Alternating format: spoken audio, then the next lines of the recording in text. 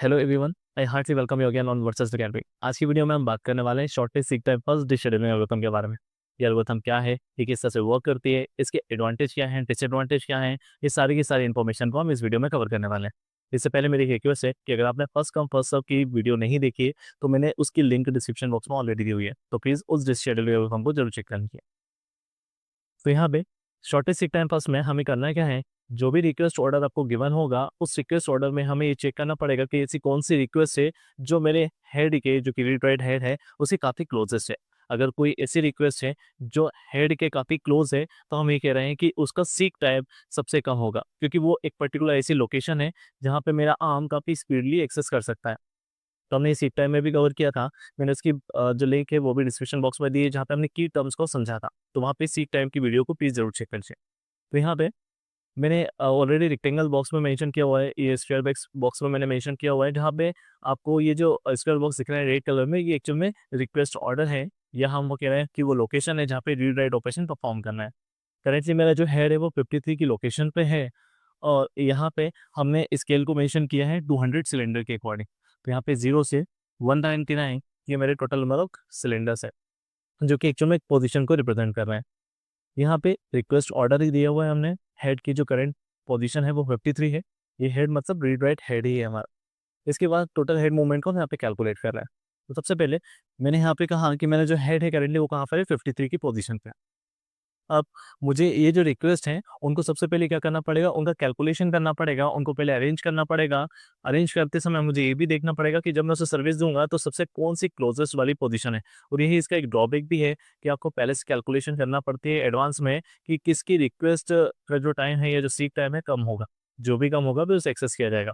तो फिलहाल अभी इतना समझिए कि 53 पे मेरा हेड है, और 53 के काफ़ी क्लोज़ अगर मैं देखूँ तो लेफ्ट में इसके 37 है और राइट में 65 है।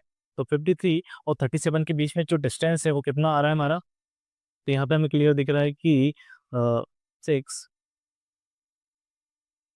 16 16 का यहाँ पे डिफरेंस है। और अगर मैं राइट साइड चेक करूँ तो यहाँ पे जो डिस्टेंस आ रहा है वो कितना है हमारा, 12 का। तो यहाँ हमें क्लियर हो गया कि 53 से अगर मैं 65 की ओर मूव करता हूँ तो यहाँ पे डिस्टेंस होगा जो मूवमेंट का वो कम है, यानी इसका सीक टाइम कम है। और यही एक्चुअल एल्गोरिथम का नाम भी है, शॉर्टेस्ट सीक टाइम फर्स्ट। तो जिसका सीक टाइम सबसे कम होगा उसी को हम सबसे पहले एक्सेस करेंगे। तो यहाँ पे 53 से जो हेड का मूवमेंट होगा वो किसी साइड होगा 65। ये कैसे पता कर पा रहे हैं हम, क्योंकि इसका एडवांस में कैलकुलेशन हमें किया होगा। और यही मैं कह रहा हूँ कि इसका ओवरहेड भी है। तो यहाँ पे 53 से 65 पहला हेड मूवमेंट, देन 65 पे करेंटली अब मेरा हेड रुका हुआ है। अभी मेरा हेड जो है वो स्मॉल एस से मैं रिप्रेजेंट करूँगी। करेंटली मेरा हेड कहाँ पर है, 65 पे। अब 65 से मुझे चेक करना है 67 और लेफ्ट साइड में 37। तो इनके बीच में जो सबसे कम सीक टाइम का होगा उसी पे मेरा हेड मूव करेगा। तो यहाँ पे मुझे क्लियरली विजिबल भी हो रहा है कि 65 से 67 के बीच में 2 का ये डिस्टेंस है, जबकि यहाँ पे अगर हम चेक करें तो डिस्टेंस काफ़ी ज़्यादा विजिबल हो रही है। तो यहाँ पे 67 पे मूव करेंगे। थर्ड, अब करेंटली मेरा हेड कहाँ पे, 67 पे। अब थर्ड टाइम अगर हम चेक करें तो 67 से जो रिक्वेस्ट है मैंने ऑलरेडी सर्कल में दिया हुआ है, सॉरी स्क्वायर में दिया हुआ है, तो 67 से 98।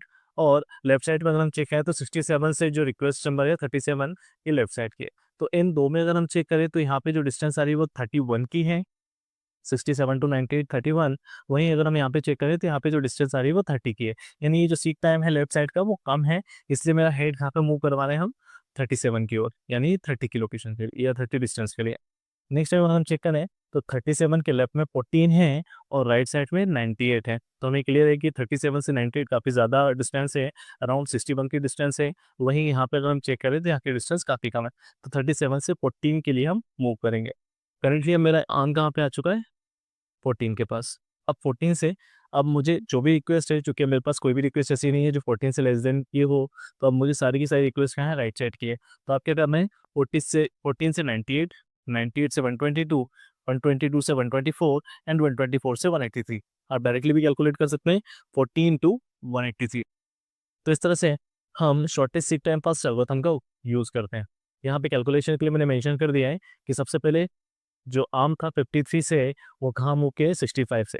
तो 65 और -53 किया तो ये डिस्टेंस मुझे मिल गई, कितना डिस्टेंस है।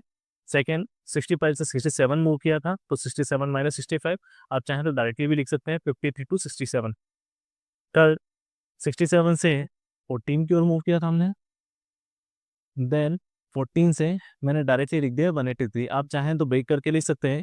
14 के लिए 98 minus 14, then 122 minus 98, 124 minus 122, 183 minus 124, या फिर डायरेक्टली आप लिख सकते हैं 183 माइनस 14। तो इस तरह से ओवरऑल जो इसकी कैलकुलेशन आ रही है वो कितनी है टोटल हेड मूवमेंट की, 236। जबकि फर्स्ट कम फर्स्ट सर्व में हमने वर्क किया था तो वहाँ पे अराउंड 600 प्लस उसकी हेड मूवमेंट आ रही थी। तो ये हमें क्लियर विजिबल हो रहा है। यहाँ पे जो रिस्पॉन्स टाइम है काफ़ी अच्छा है, और हमें ये भी क्लियर हो रहा है कि इससे थ्रूपुट भी इंक्रीज हो रहा है। तो यही इस पर्टिकुलर एल्गोरिथम का मेन मोटो भी है कि अगर नंबर ऑफ रिक्वेस्ट आपके पास कम है और उन रिक्वेस्ट के बेस पे आप शॉर्टेस्ट सीक टाइम पर एल्गोरिथम यूज़ कर रहे हैं, तो आप इजीली आप सारी सर्विस को एक्सेस कर पाएंगे, और इससे सिस्टम की जो परफॉर्मेंस है वो भी एनहेंस होगी। एडवांटेज की अगर हम बात करें, जो मैंने पॉइंट्स अभी बताए वही सारे एडवांटेज में भी हैं। सबसे पहला, एवरेज रिस्पॉन्स टाइम डिक्रीज हो रहा है, यानी जो भी रिक्वेस्ट है काफ़ी क्लोज उसको सबसे पहले सर्विस मिल रही है, यानी इससे जो रिस्पॉन्स टाइम का वो वेट कर रही थी रिक्वेस्ट, उससे काफ़ी स्पीडली रिस्पॉन्स मिल रहा है। रीज़न ये है कि हर एक रिक्वेस्ट को रिस्पॉन्स उसके सीक टाइम के अकॉर्डिंग मिल रहा है। सेकंड पॉइंट अगर मैं बात करूँ, तो थ्रूपुट भी इंक्रीज हो रहा है, यानी जो एफिशिएंसी है वो भी काफ़ी हद तक इंक्रीज हो रही है, या सिस्टम की परफॉर्मेंस भी काफ़ी अच्छी इंक्रीज हो रही है। डिसएडवांटेज की अगर हम बात करें, तो डिसएडवांटेज में सबसे पहला जो पॉइंट है, advance seek time calculation overhead, यानी यहाँ पर आपको जो रिक्वेस्ट हैं उसे सबसे पहले कैलकुलेट करना पड़ेगा हेड की पोजीशन से कि सीक टाइम कितना लगेगा इस पर्टिकुलर रिक्वेस्ट को सर्विस देने के लिए। तो ये जो कैलकुलेशन आपको एडवांस में करनी पड़ रही है, यही एक इसका ड्रॉबैक भी है। सेकंड अगर हम बात करें, तो स्टारवेशन, आप इसे इस तरह से समझिए कि कोई रिक्वेस्ट जो है वो 183 पे है, तो 183 पे उसे रीच करने में काफ़ी ज़्यादा टाइम लग गया।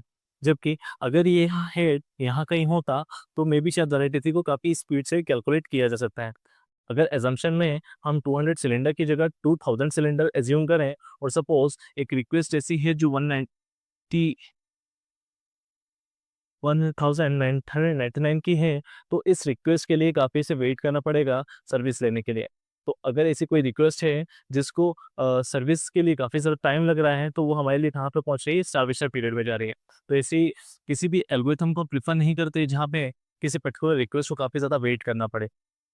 ये भी एक ड्रॉबैक है। थर्ड पॉइंट अगर हम बात करें, तो यहाँ पे जो हाई रिस्पॉन्स टाइम है किसका, वेरिएंस का, वो भी ज़्यादा होता है एसएसटीएफ में। रीज़न क्या है कि एसएसटीएफ काफ़ी कम जो रिक्वेस्ट हैं उनको फेवर करने के लिए यूज़ की जाती है। तो ये एडवांटेज और डिसएडवांटेज हैं। आई होप कि आपको इस वीडियो से डेफिनेटली कोई ना कोई इनसाइट ज़रूर मिले होंगे।